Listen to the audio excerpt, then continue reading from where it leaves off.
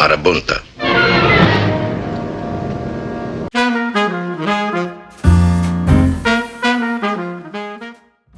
Hi and welcome to Terry Talks Movies. Here's what happened. I was just about to get everything set up to do today's video. I had all of my notes done, I'd watched the movies, everything was lined up, and I sat down at the desk, and the desk is covered in ants. They're in the keyboard, they're all over the stuff that's all over the desk, they're on the floor, they're everywhere, tiny little black ants. What is it? Marabunta. Soldier ants. Billions and billions of them on the march. It was a total naked jungle situation with no William Conrad in sight. So I've had to spend the last hour cleaning up everything, disinfecting everything, putting environmentally friendly stuff on the floor and just outside the window, and it's put me behind. So let's get started. Talk about a double feature of film noir. I've got a lot of friends who are doing Noirvember, where they only watch film noir in November, which is always going to lead to people feeling really warm and fuzzy, because film noir is the fuzziest and warmest of genres. But having said that, I'm only doing one film noir thing this month. I'm just kind of tokening it. I'm not really big for jumping on that bandwagon when things come up, doing Halloween horror a lot or doing Noirvember a lot. I don't really like theming because everybody else is doing that, and I want to kind of blaze my own trail through the internet. And so I'm doing one just to kind of acknowledge the fact that it's Noirvember and that a lot of people are watching black and white films with cinematography by John Alton. So having said that, I was down at the local JB Hi-Fi and I picked up a few things. There were a couple of 4Ks I picked up, which I'll talk about in a haul video later. And I also picked up this umbrella collection, which I didn't have.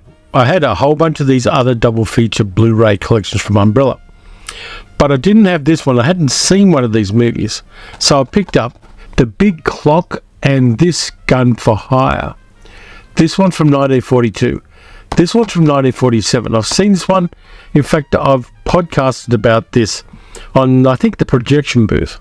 This is Region B, by the way. You got the reversible cover on the inside with the Australian classification thing and the double Blu-ray there. So as a token gesture, I thought I'd watch them, so I'm going to talk about them. I'll do them in reverse order. We'll talk about The Big Clock first, because apart from anything else, it was directed by an Australian, John Farrow. Mia Farrow's father was the director of The Big Clock, 1947. It's got a truly killer cast.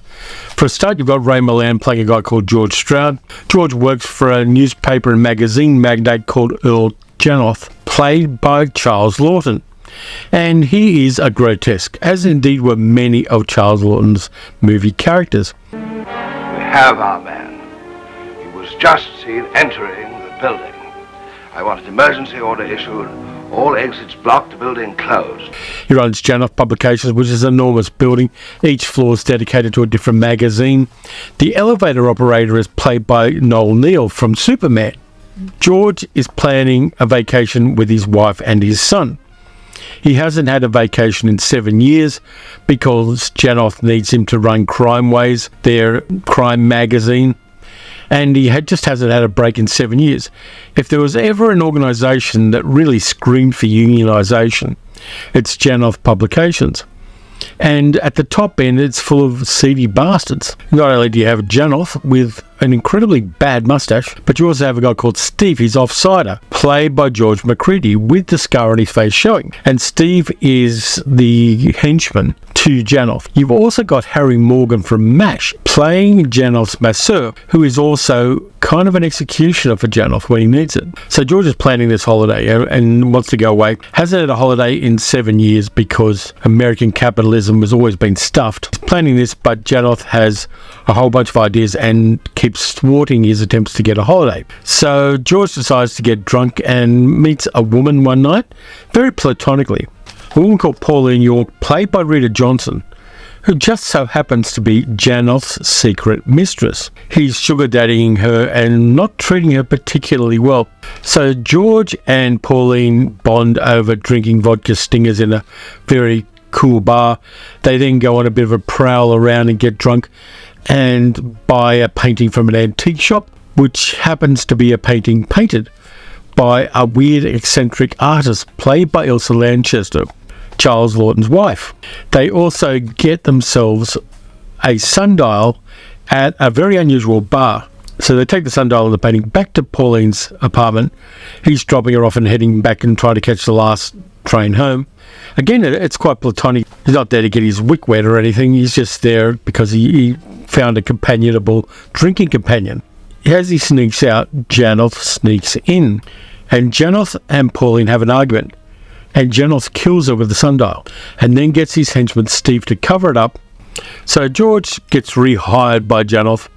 And they start looking for a man for a particular murder who bears a strong resemblance to George because Janoth concocts a crime so that he can track down the man he sees sneaking out of the apartment as he goes into Pauline's apartment, so he can track him down on the off chance the man knows that Janoth has killed Pauline. Janoth doesn't know that it's George.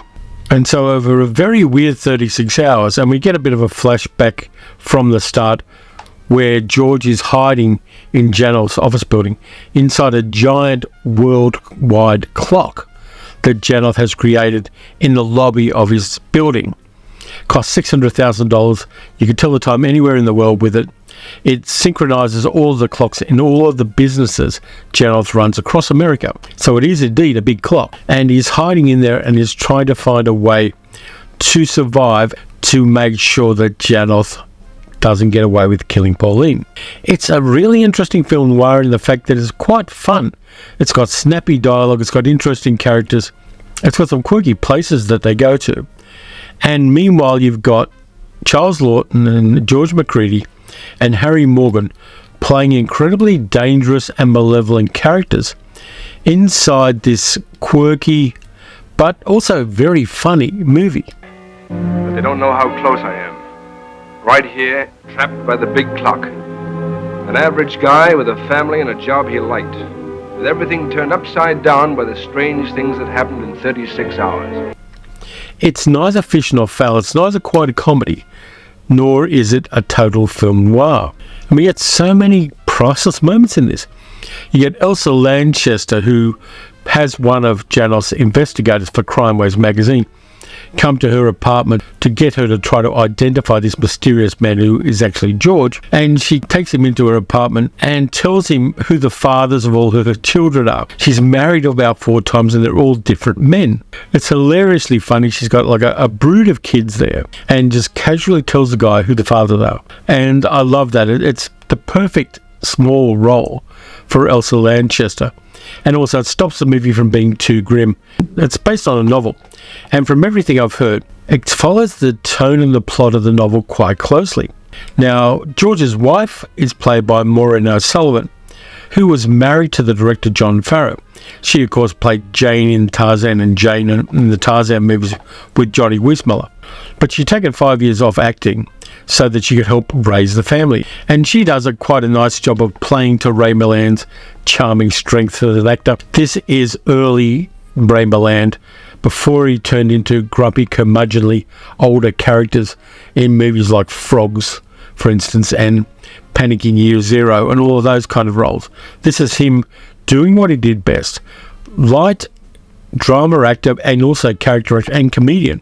He had a really interesting, charming persona. This movie would be a perfect double feature with Fritz Lang's Ministry of Fear, which again, Ray Milland plays a role of somebody on the run trying to find out what's going on and solve a problem. I'm getting a copy of Ministry of Fear. I'm getting the Indicator copy of Ministry of Fear in the mail soon. So I'm going to review that when I do get it for the channel. But The Big Clock is a movie you should check out. It's got one of the best Charles Laughton grotesques in it. It sits comfortably between being a film noir where a woman gets killed because her boyfriend is a psychotic arsehole, and also a very powerful media magnate. So the movie plays really well to a modern audience where we know the people who run media corporations are all incredibly monstrous human beings. So it plays between that serious stuff and the threat that Janoth poses to George, and the light banter and the interesting dialogue and the wittiness of the script. And I think it sits very comfortably in there. Some movies with this kind of dichotomy to them would be considered bad movies because of the tonal shifts. But this movie, under the direction of John Farrow, gives us a really interesting way of combining those two things. You should really check that one out. It's totally worth it. Good film, good director, great acting, and again, it's Charles Laughton at the peak of his cinema career, playing somebody totally nasty. Then we get back to 1942 and This Gun for Hire, which is the movie that made Alan Ladd a star. Even though he is the fourth person in the credits, his character of Phil Braven is the star of the movie in so many ways. The other three people who are above him in the credits are Veronica Lake, Robert Preston, and Laird Craigar. Really interesting actor. I love Laird Craigar. He didn't do a lot of movies. He died tragically early trying to diet using diet pills and had a heart attack because of it, and possible dehydration as well. But really interesting actor who played larger-than-life characters and sometimes, like Charles Laughton, played grotesques. I'll read you the blurb from the back of this Umbrella release just to get us all on track. Sadistic killer for hire Raven, played by Alan Ladd, becomes enraged when his latest job is paid off in marked bills from a robbery of a large chemical corporation. Vowing to track down his double-crossing boss, nightclub executive Gates, played by Laird Craigar, who's also one of the executives of the chemical company. Raven sits behind Gates' lovely new employee Ellen, played by Veronica Lake, on a train out of town, so they're going from San Francisco to Los Angeles. Although Ellen is engaged to marry the police lieutenant played by Robert Preston, who's hunting down Raven, she decides to try and set the misguided hitman straight as he hides from the cops and plots his revenge. So there's a little bit of point blank in this one. And again, it's got those bits of lightness along with the bits of darkness. Veronica Lake's character Ellen is really interesting. She's an independent woman. She has a career of her own. She's a nightclub singer who does sleight of hand magic while she's singing. And we get a really nice nightclubby bit at the start. She's doing little bits of sleight of hand using balls and things while she's singing. The voice is dubbed, of course. But the fact that Veronica Lake learned the sleight of hand tricks really sells that bit, and you're on board with the character. And she's hired by Laird Craigar, who runs nightclubs and hires acts for nightclubs, and has that as a side hustle to his job as an executive for the chemical company, which is secretly selling new formulas for explosives to the Japanese. This is 1942. And the guy above Laird Craigar's character, Gates, runs the corporation. He's an old, infirm guy in a wheelchair. And between them, they're selling secrets to the Japanese. So Raven does a hit for Gates, gets paid in marked bills, and then that makes him on the run. The cops are after him. The character played by Robert Preston, who gets the shitty end of the stick in this, because he's the love interest to the Veronica Lake character. But unfortunately, his character is the least interesting in the group. And Veronica Lake's Ellen finds herself sympathetic to Raven because Raven's a really complex character. And the film critic David Thompson called him. Alan Ladd playing Raven gives us the killer as a cold angel. There's a lot sympathetic in Raven. He has a little kitten in his apartment that he looks after, and when the housekeeper of the apartment throws something at his kitten, he slaps her because she's mistreating an animal. He likes cats. He says cats look after us. He sees a little girl with calipers on her legs as he goes up to do the hit in the apartment above, and she has dropped her ball and can't get it, so he kind of reluctantly gives her ball. So he's a sympathetic character in a very unsympathetic job. And as he later goes on the run with Ellen, he confides in her. He hears that if you share your nightmares with somebody, you won't have the nightmares anymore. And he trusts Ellen enough to tell her about his abusive childhood, which resulted in him having an enormous scar on his wrist. And he opens up to her as a friend.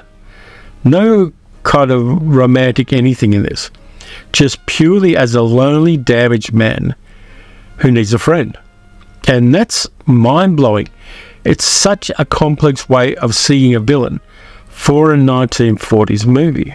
The movie had good grounds too. It was based on a 1936 novel by Graham Greene, which was actually set in England and Europe, and has a lot of that pre-war tension to it. Because of that, hit that Philip Raven does in the book. But the movie itself does really well as a standalone. Alan Ladd was a bit player before this movie came along, and this is what made him a movie star.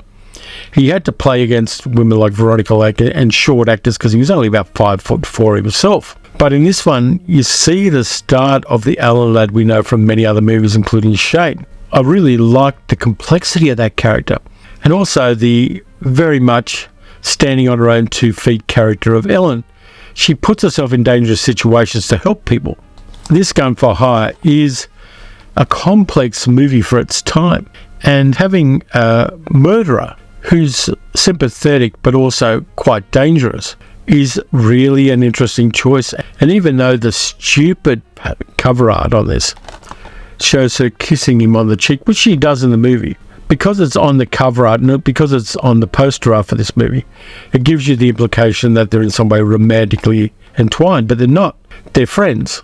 And a platonic friendship between a man and a woman in a movie like this is something you don't see all that often. But I really like This Gun for Hire. It may be up in my top 10 first-time viewings for 2023. I like the acting. I like the way they play the characters. I like the use of locations. There are some really good locations in this movie in Los Angeles which work well. And of course, any antagonist, or even protagonist or antagonist, who likes kittens is all right with me. It's really a fun movie to watch, and a complex movie, and a tragic movie all at the same time. So again, Umbrella aren't doing these anymore, which is totally a shame, because I really liked these double features that they popped out for a while. I don't know whether they were doing particularly well, but I think this one's still for sale if you go to Umbrella's website. And again, Region B, you got to be aware of that and just kind of buy or not buy accordingly. But I'm glad I've got them. I want to dive back into more film noir. What I should do is cherry pick the ones I haven't seen yet and see them, because I've seen a ton of film noir.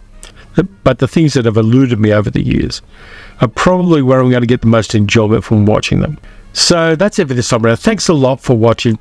If you haven't already, and a number of you haven't, please consider subscribing, giving this a thumbs up, hitting the notification bell. You can support the channel by becoming a channel member. You can also support the channel by becoming a patron at patreon.com/cherrytalksmovies. Next up, I'm not sure what I'm doing, but I'll find something. Then we roll into Science Fiction Saturday again. I've got another science fiction double feature for that. And the circle starts again. It's like that French movie La Ronde where everybody gives each other VD in a big circle. So until then, watch some good movies, watch some bad movies. Fill the holes in your film noir knowledge. And I'll catch you next time.